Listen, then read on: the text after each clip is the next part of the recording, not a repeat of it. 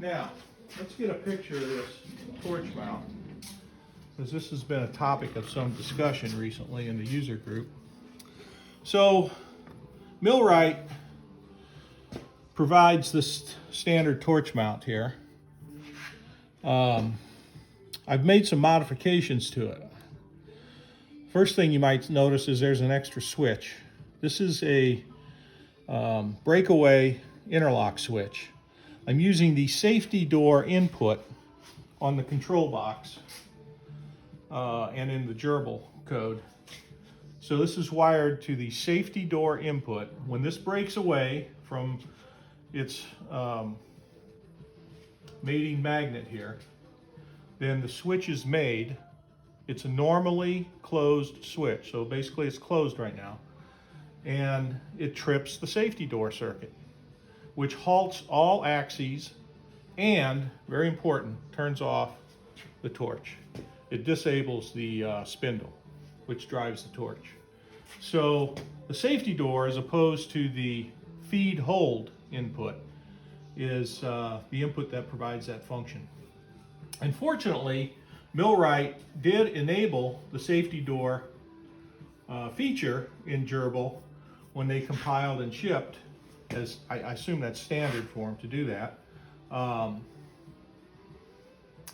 So in essence, it's available out of the box. Just hook up, get yourself a reed switch, and wire it up to the SafetyDoor input. However, I've in reading some more about the SafetyDoor circuit and function in GRBL, we'll get to this in a minute, but there's some other features about SafetyDoor that are not enabled or set correctly as I would like them for plasma.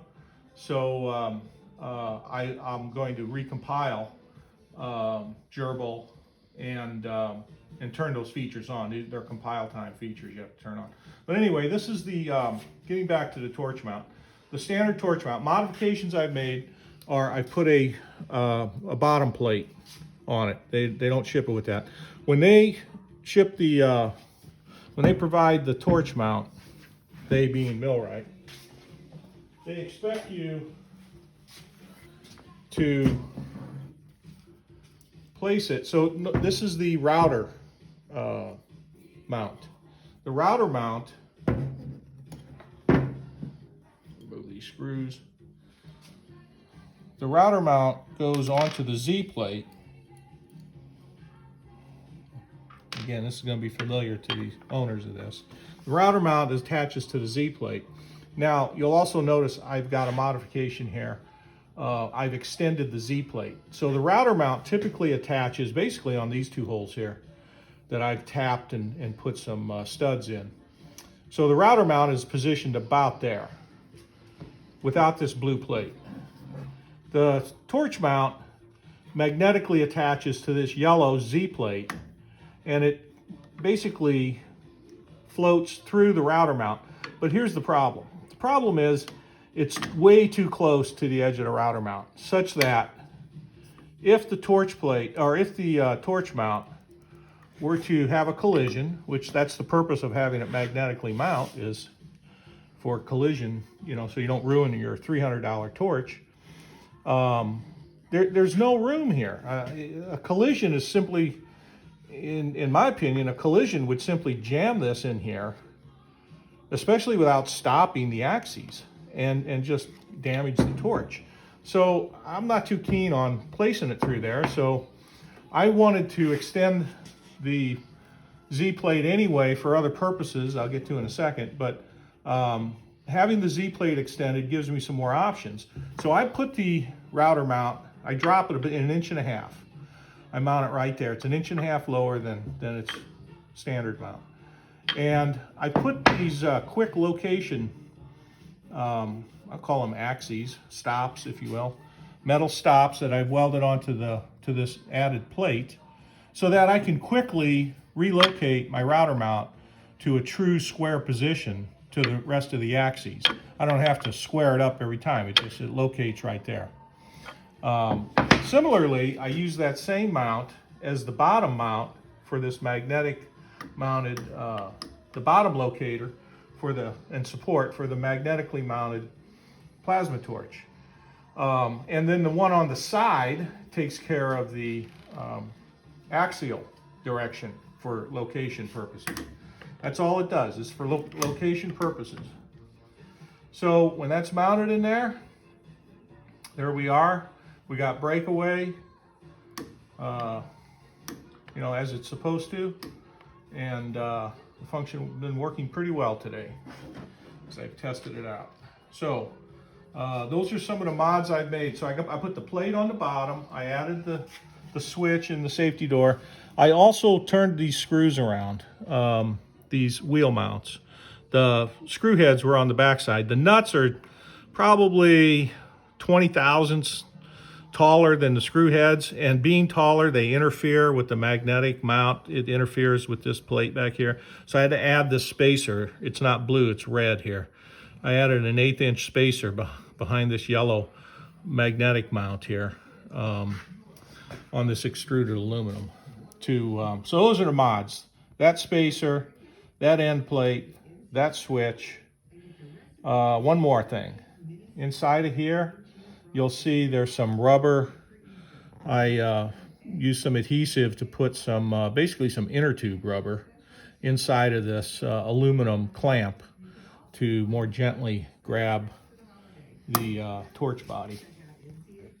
So there you are. That's the torch mount. And then up here, I went ahead and integrated into one coupling, both the in a 4-pin coupling, same couplings they use in the aircraft couplings they use in the back of the box here. They're available on Amazon. And I got the probe switch and the safety interlock switch on one connector, because I don't need either one of them when the torch isn't on. And that also gives me a port then to use a standard probe when I'm doing milling, routing, to probe my Z depth and X and Y. A standard place to plug in. Okay, so given that, I should say I've added a couple of switches to the box too. In parallel, while this is starting up, in parallel to the breakaway switch, same circuit, I've put a push button, a momentary push button switch, so that I can also cause an interlock, a simulated breakaway, by pushing this button, which is akin to the EPO, except that I stop all motion through GRBL. So that means I don't lose any steps. If I hit the EPO, I kill the drivers, it kills the motion, but GRBL's still sending codes to the drivers trying to move the motors. So you lose your point in the file.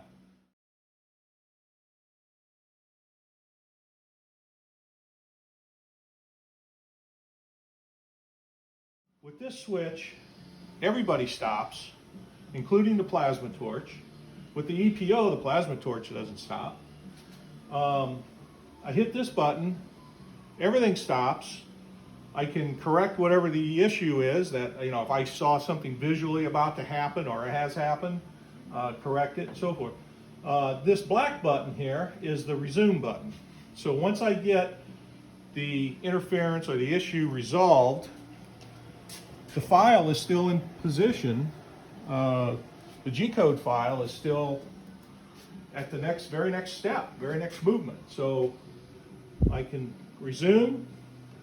And when you resume using the safety door circuit, it first turns on the spindle enable, which would fire the plasma torch.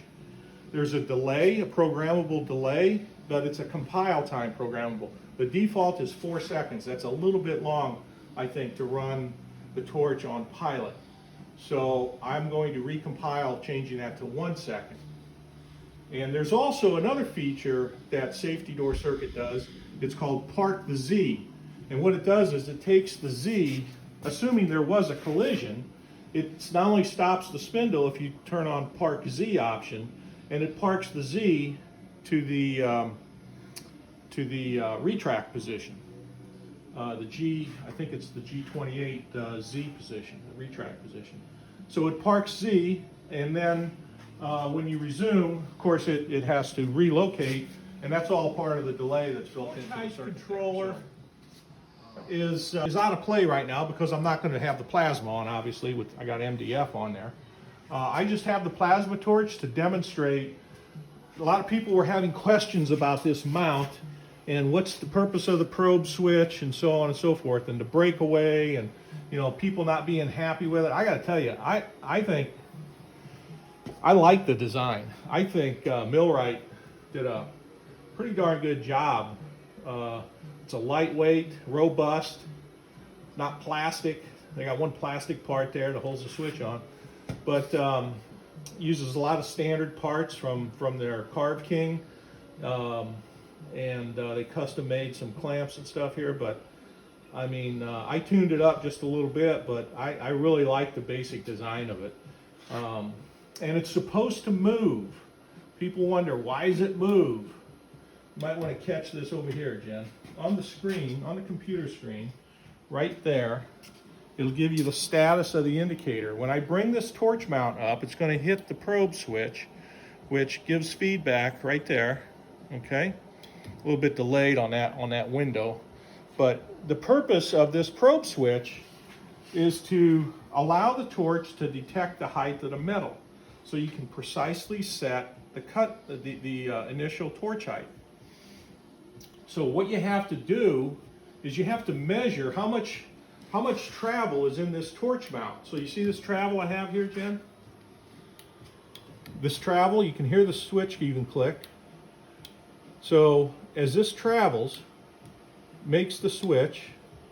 But anyway, this is supposed to travel because the torches, you're going to see it bottoms out on your cut material until you travel up and make the switch. And then that's a known distance, by the way. You're supposed to know what that distance is. How much is this travel? I measured mine this afternoon. I got 9.6 millimeters. So I'm 9.6 millimeters of travel. Okay, let's just say 10, all right? I'm 10 millimeters of travel. So that means when I use the zero command, I know I've got 10 millimeters. I'm 10 millimeters below, when the zero tripped, below my cut height. So I have to subtract 10 millimeters from the height that I'm going to raise my torch and set my initial torch height. So if I want 1.5 millimeters, or 60 thousandths, I need to program in 11.5 millimeters to raise my Z on my final touch off with the probe command. So I'm going to come up 11.5. I don't set 0 or anything like that. I just come up 11.5, and I allow cutting to start there. Once cutting starts, this guy takes over, the automatic torch height controller. And you set a voltage on here that I think, yeah, it's 110 right now. 110 volts. When it detects 110 volts, that's the neutral position. As the voltage deviates from 110 while it's cutting, if it gets lower, he's got to raise the torch. If it gets higher, the voltage, he's got to lower the torch. So these wires here take over the Z motor. That's what they're for. So the reason there's 4 is because all motion goes through this unit here. So even when this thing is not in use, there's a relay in here that basically connects these wires, okay? Normally closed relay. And only when it detects a torch, a plasma voltage, will it engage, it'll flip the relay so that the electronics in this box will control the Z motor. Now, as you might expect, GRBL knows nothing about that.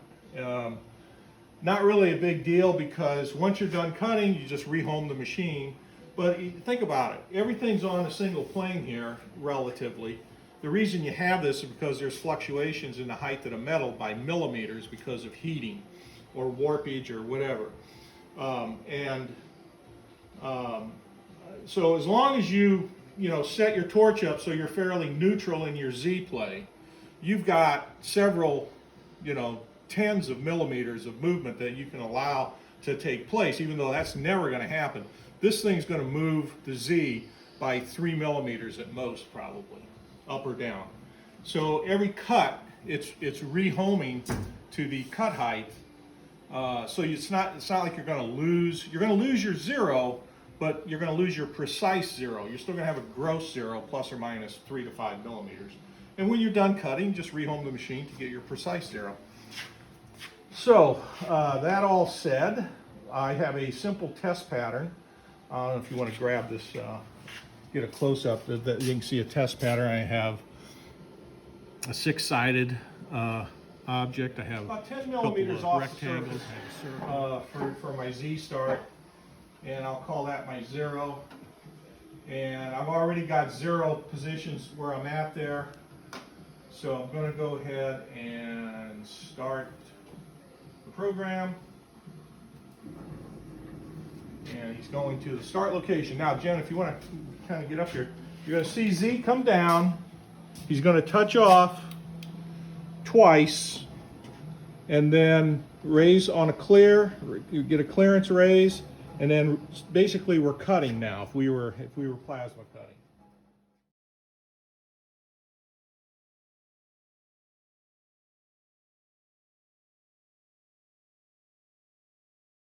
Down. He's going to touch off twice, and then raise on a clear. You get a clearance raise, and then basically we're cutting now. If we were plasma cutting, we're in our shape cut right now. This is the 6-sided object. All right, now we're raising to a retract height. We move to a new object. We're touching off. Notice the first touch off is a fast touch off. So in other words, find the surface of the steel fast. Once I find it, back off a few millimeters. Now come in at half that speed and precisely find the surface of the steel. The difference between those two touch-offs can be as much as a half a millimeter. So you want to come into it slower, get it precise, because you're only looking for a 1.5 millimeter clearance with the steel during your cut, typically. Depends on the thickness and the amperage and whatnot, but let's just use that as a norm. But that's, notice how the strain relief is working out. 3/4 tubing and a 5/8 pin. Now, I'm going to demonstrate the breakaway. There you go. So it stopped when the torch collider was up. Now, without this circuitry, without the breakaway switch, A, it wouldn't have stopped, and B, the plasma torch would still be on.